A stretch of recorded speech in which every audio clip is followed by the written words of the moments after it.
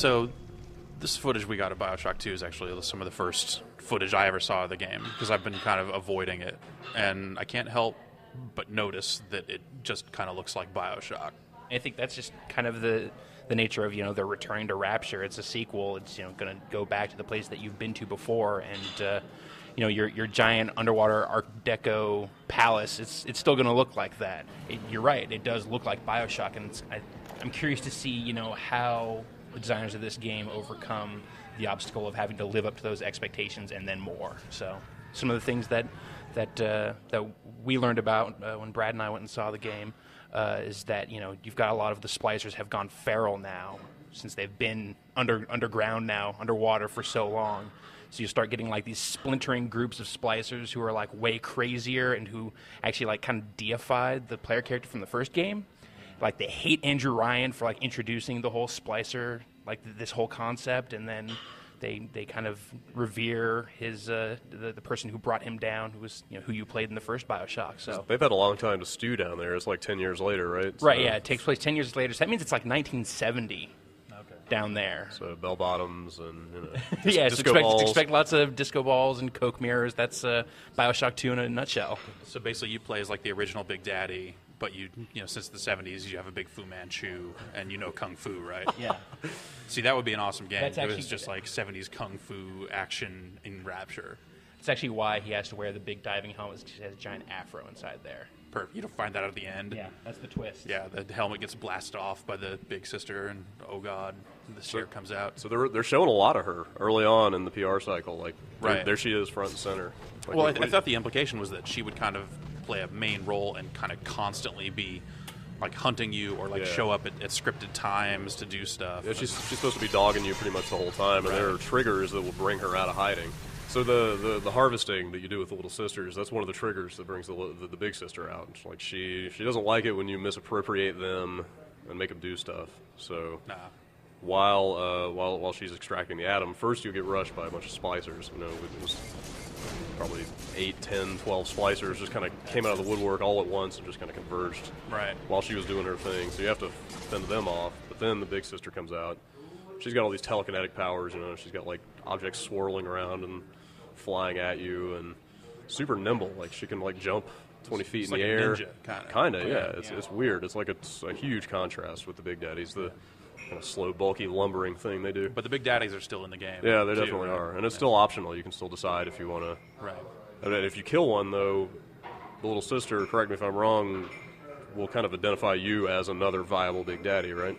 I believe so, yeah. Well, what's interesting is like the world will start recognizing that you're not just a regular Big Daddy. Like you're not behaving the way that like the systems in Rapture are supposed to work. And it seems like that was kind of one of the things that was talked a lot about during our demo, was that you coming in, you are kind of disrupting the ecology of Rapture and kind of how things work, how splicers and Big Daddies and Little Sisters all interact. So it'll be interesting to see how that plays out. You have a third option with the Little Sisters now. You can still harvest them as soon as you find them. Right. You can still save them, although now it's not just save them. You actually have to take them to carry them somewhere. Find the ventilation duct or whatever. Yeah, they call that the adoption process. So while you have them, while they are your ward, you actually have them go and harvest Adam for you.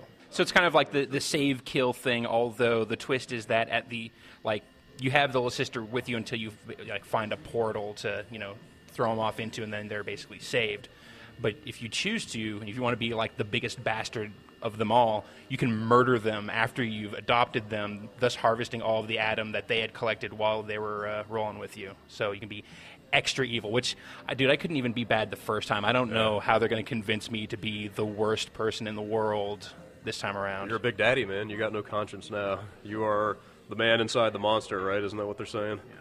Well, but are you? I mean, you're obviously not like fully converted, because it's not like you're looking through a diving helmet the whole time.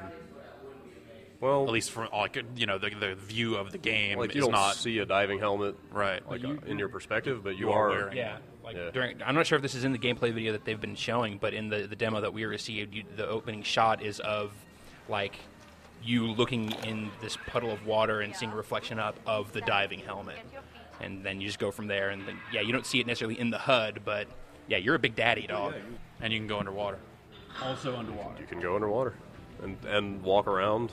That's about all they've shown. Well, you're wearing a big diving helmet. Why wouldn't you be able to? Yeah. It sounds like that's pretty much all you're going to be able to do. It sounds like they're not going to have big action sequences underwater, but Like, there's no giant squid fight, I think they pointed out. Yeah, no great white shark fight, I think was one of the notes that I wrote down from that. Lame. Agreed. Agreed. Wasted. I should be drilling sharks all the time. Wasted potential. Yeah. Yeah, I don't know how I feel about the mix of the drill and the kind of shoulder dash, but also you got plasmids on the other hand. Well, the drill is just kind of just a weapon. I mean, Yeah.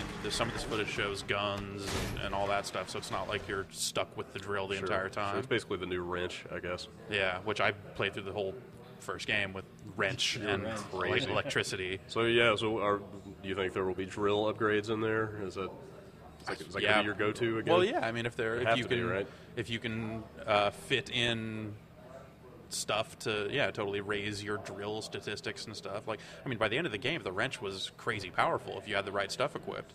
It wasn't like I was just doing that and then had to club guys like 8,000 times at the end of the game. Like, it was still totally a viable way to play the game, which was actually one of the things that really bothered me about it. Is like they gave you all these guns, but I thought all the guns in the first game were pretty much junk. So I don't know, like seeing you shooting guns in this game, I'm like, yeah, dude, whatever. I am going to set things on fire and then drill them.